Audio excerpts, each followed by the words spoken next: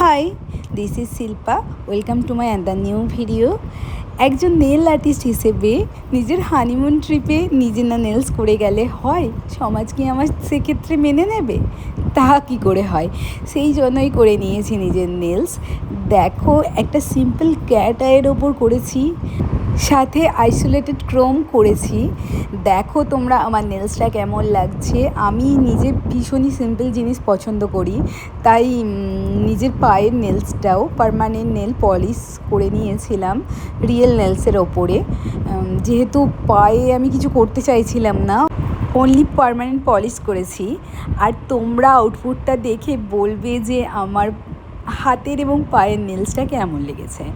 যাই হোক, যারা যারা চাইছো আমার কাছে নেলস করতে, তোমরা ঝটপট আমার সাথে কন্ট্যাক্ট করে নাও। মেহেন্দির জন্যও ঝটপট কন্ট্যাক্ট করে নাও। 2026-27 বুকিং চলছে, আর আমার মেহেন্দি ক্লাসও খুব তাড়াতাড়ি শুরু হয়ে যাবে। তোমরা ঝটপট আমার সাথে যোগাযোগ করে নিও।